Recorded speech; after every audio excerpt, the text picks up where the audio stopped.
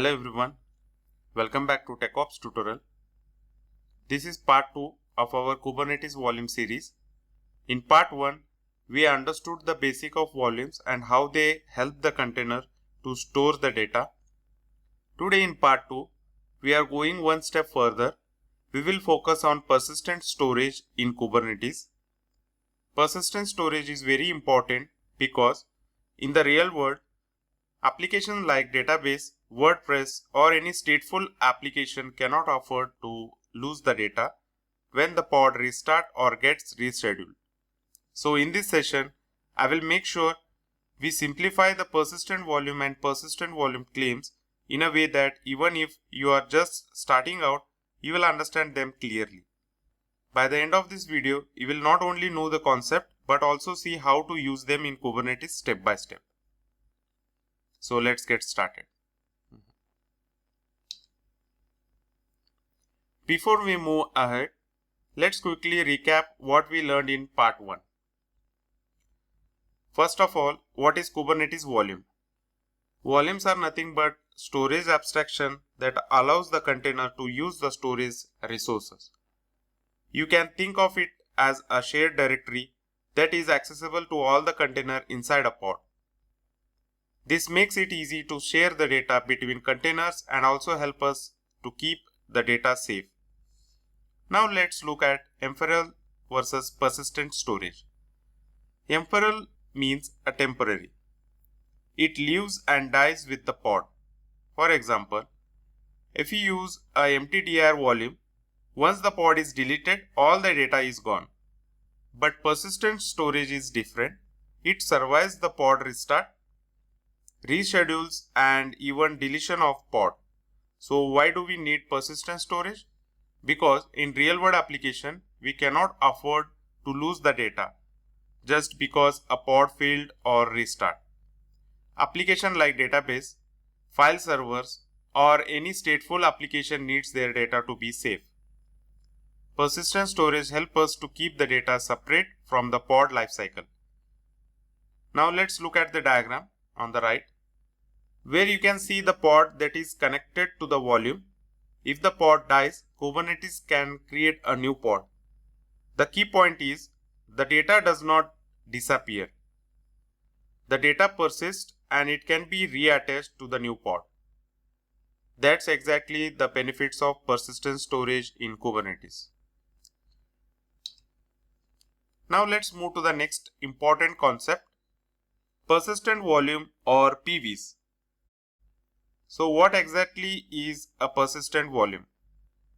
A persistent volume is a cluster-wide storage resource in Kubernetes. This means it is not tied to any one pod. It exists independently and it has its own life cycle, separate from the pod that use it. Now, how do we create these persistent volumes? There are two methods. First, static provisioning. Here the cluster administrator manually creates the volume. Second, dynamic provisioning. In this case, volumes are automatically created using something called a storage class. Next, let's look at storage backend example. Persistent volumes can be backed by different types of storage. For example, from the cloud, we can use AWS EBS, GCP persistent disk or Azure disk. From the network side, we can use NFS or iSCSI. And if you want to use local storage, we have the host path or local PV, which is node attached storage. Now let's understand this with a diagram on the right. At the top, we have the Kubernetes cluster. Inside it, there are multiple pods. Below that, you can see the persistent volume, which is the cluster-wide storage resource. This PV is independent, meaning even if the pod dies or restart, the PV is still available. And at the bottom, we have the different storage backend. For example, cloud storage like AWS EBS or GCP disk, network storage like NFS, or local storage like disk attached directly to the node. So essentially, a PV is an abstraction that connects Kubernetes with the actual storage underneath. Persistent volume or PVs are the storage resource in the Kubernetes cluster that exist independently of any single pod. They act as an abstraction between Kubernetes and the underlying storage system. For example, imagine you are running a MySQL database inside the Kubernetes. The database needs a durable storage so that even if the pod crashes or gets rescheduled, the data is not lost. A persistent volume ensures that the database files are stored safely and can be reattached when the pod comes back. You can think of a PVs like a shared storage room in an office building. Employees means pod may come and go or move to the different cabins means nodes, but the storage room means a PV always keeps the file safe and accessible whenever they need it.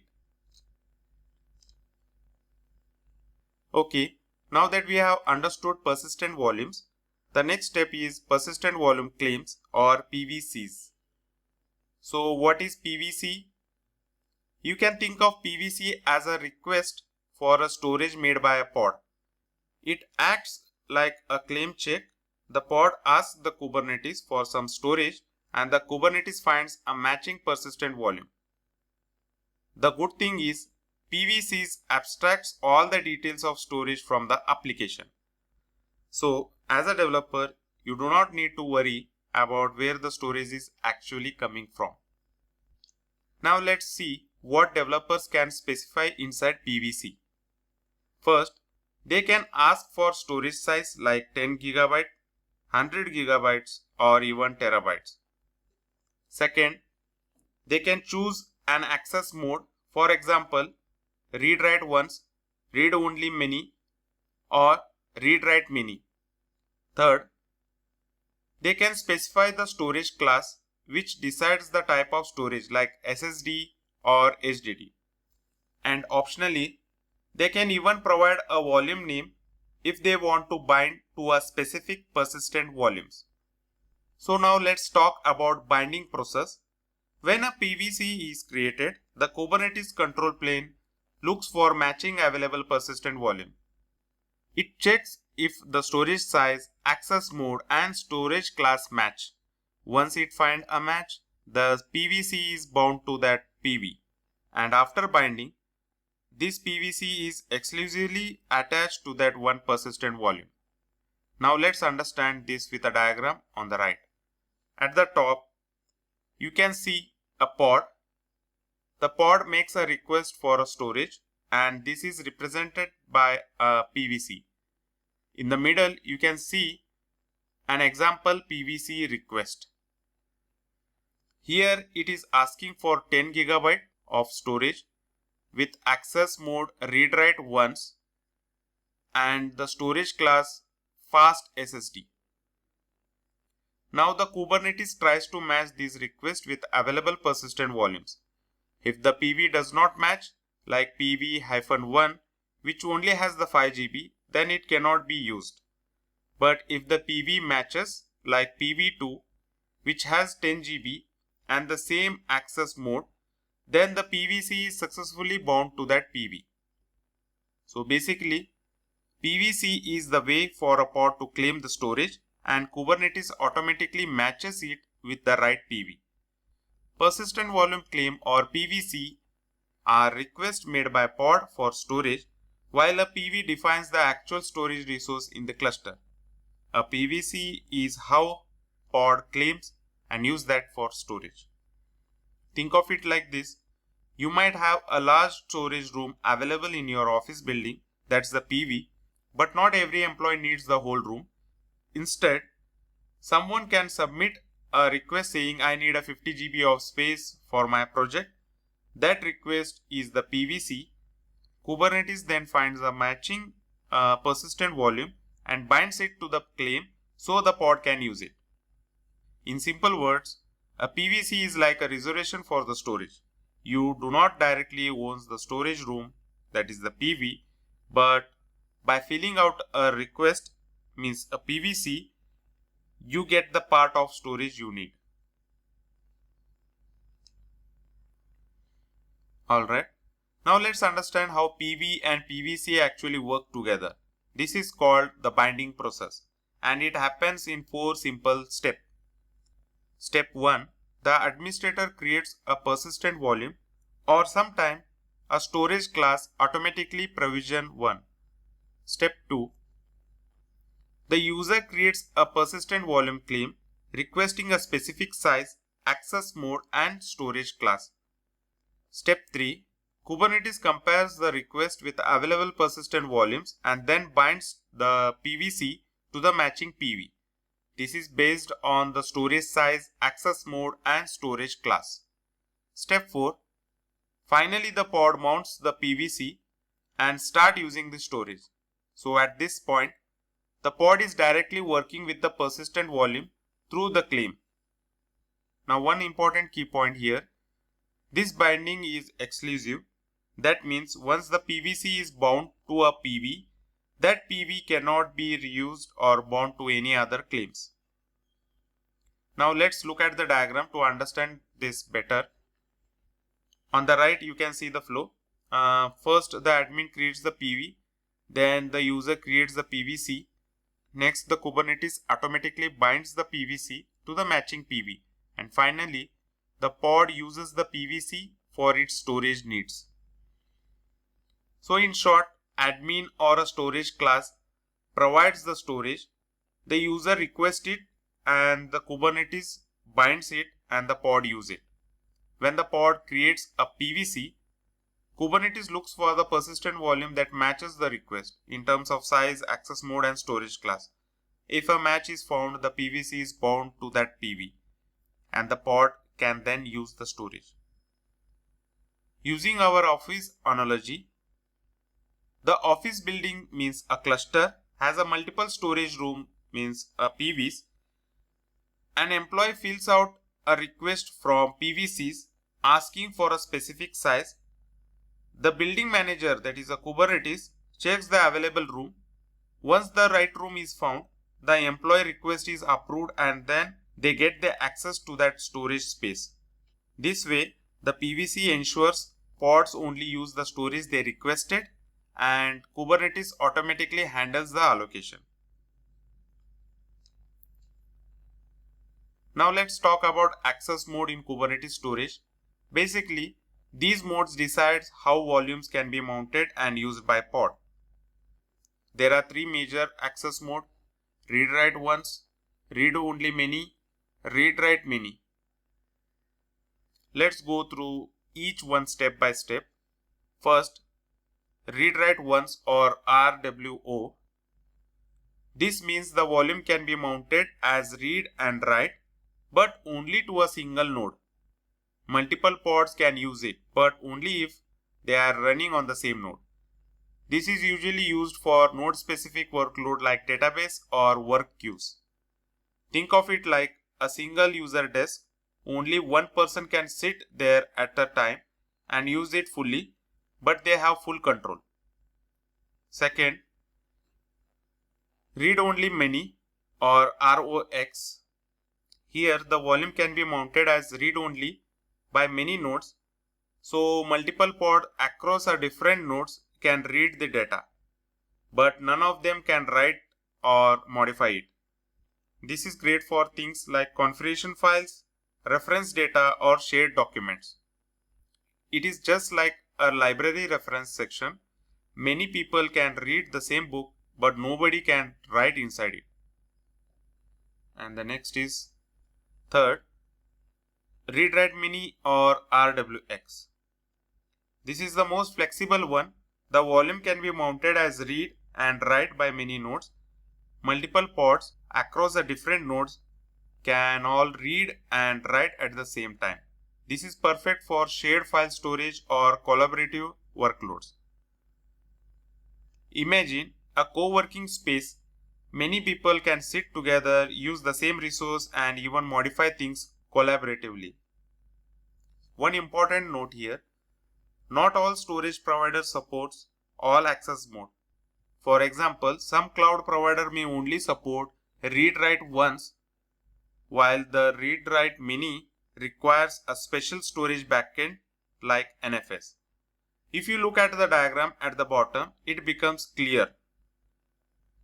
RWO means one node connects to one volume. ROX means many nodes connects but only in read-only mode.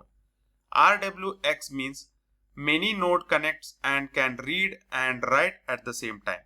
So these access modes gives the flexibility depending on the type of workload you are running. Let's take an access modes with a real world example. First is read write once. Single node database like MySQL or PostgreSQL or a Redis instance where the pod must write to its own disk on one node. Next is read only many. Serves the static assets such as documents, reference datasets, container image cache. Read only to many pods across nodes. Great for configuration or a reference data that should not change. Next is read write many. Shared uploads or media for WordPress. Shared working directory for batch jobs or multiple replicas writing to a shared NFS or EFS or Azure file paths. Now that we have seen how volumes are created and accessed, let's talk about what happens when a persistent volume claim is deleted. This is where the reclaim policy comes into play. A reclaim policy defines what Kubernetes should do with the underlying storage after the PVC is released. There are three main policies: retain, delete, and recycle. First is retain. In this mode, the data is kept even after the PVC is deleted. The volume remains in the release state and the administrators must manually reclaim or reuse it. This is useful when you want to preserve the important data. For example, logs, reports, or customer data that must not be lost. Think of it archiving old logs. You delete the shortcut, but the actual data is still there until an admin decides what to do with it. Second, delete. Here both the persistent volume object and the actual storage are deleted when the claim is removed. This is the default behavior of dynamically provisioned volumes. It provides automatic cleanup, which is very convenient, but it also means there is a risk of losing the data if you are not careful. A good example is CI/CD pipeline. You don't care about keeping the data after the test run, so delete is the best choice. Third is recycle. This was an older policy where Kubernetes would basically perform a simple RMF and RF operations on the volume and make it available again. It had a limited support only for the backends like NFS and host path and is now deprecated in a favor of dynamic provisioning. So you will rarely see this in modern setup. Now on the right side of the slide, you see a handy table with a policy recommendation. For important data, retain. For automated CI/CD environments, delete. For development environments, delete with snapshot. And for legacy system, maybe recycle, but again, that's deprecated. So the key takeaway here is choose your reclaim policy carefully depending on whether you want to preserve or clean up data. Now that we understand access modes and reclaim policies, let's step back and look at how to choose the right volume type for an application. On the left, we have three common volume types by use case: empty dir, host path, persistent volumes, and PVCs. Empty dir. This is the best for temporary data or caching within a pod lifecycle. The data lasts only as long as the pod is running. So if the pod restarts, the data is gone. Think of this like a scratch pad or a temporary folder, useful for caching but not for important data. Next is host path. This mounts a directory directly from the host machine into a pod. It gives you fast, direct access to the node local storage but comes with a security risk and is tied with a specific node. If that pod moves to the different node, the data won't follow. This is why it's usually avoided in production, except in very controlled scenario. Next is persistent volume and PVCs. These are the most common choice for a real-world application.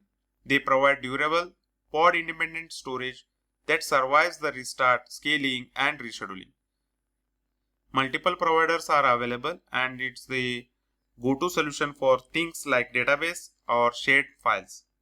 Now let's look at the key consideration before choosing a volume type. First is access mode.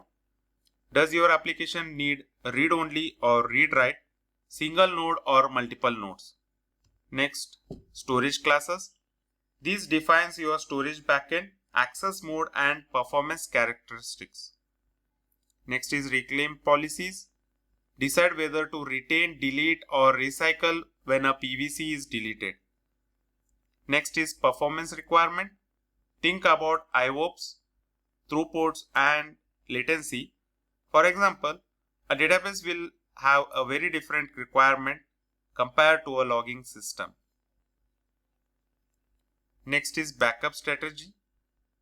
Always ensure the data can be backed up regardless of the volume type. On the right side, you can see the decision flow. If your data is temporary, use empty dir. If your data is node local and low risk, you might use host path. And if your data is persistent and important, always use PV and PVCs. And the key takeaway here is match the storage type to the data needs and always factor in security, backup, performance and access requirements. Now that we have looked at reclaim policies and volume types, let's move into a best practice for beginners. If you are just starting with Kubernetes storage, these guidelines will save you from a common mistake. First, clear specification. Always specify the storage size requirement explicitly. Don't leave it blank, otherwise you risk unexpected defaults. Define access mode clearly. RWO for a single pod read-write, ROX for read-only, RWX for multi-pod read-write. And don't forget to set a resource limits to avoid unexpected consumption. This is a common beginner trap. Next is automation and monitoring. Use storage class for dynamic provisioning and automation. This makes a life much easier. Implement monitoring for PV and PVC's usage and capacity. And always track the reclaim policy so you don't accidentally lose the important data. Think of this as setting up guardrail so your storage system works predictably. Finally, the production readiness. When moving to production, storage must be resilient. Choosing backend with redundancy so a single failure does not wipe out data. Implement regular backup strategy for critical data. And test your recovery procedure before going live. You don't want to wait until an actual disaster to find out something is broken. On the right, you can see the production checklist. Redundant storage backend, automated backups, disaster recovery plan, tested restoration, and alert system for storage issue. And here is a pro tip. Start with the default storage class for experimentation, but for production workload, define custom ones that meets your application specific needs. So in short, be explicit, automates as much as possible, and always prepare for production from day one.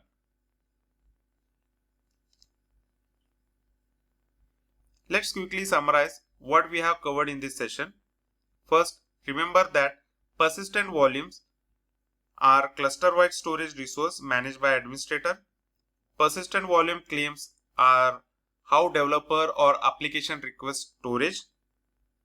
And the binding process connects PV and PVCs based on compatibility, things like size, access mode, and storage class. And finally, we discussed how different access modes and reclaim policies serves the different needs depending on your application. So now what next? In the upcoming session, we will dive into a hands-on demo where I will show you step by step how to actually create and use PV and PVCs inside a real Kubernetes cluster. And if you don't want to miss that, make sure you subscribe to the channel and hit the notification bell. That way, you will know the moment the demo is published. Thanks a lot for watching, and I will see you in the next one.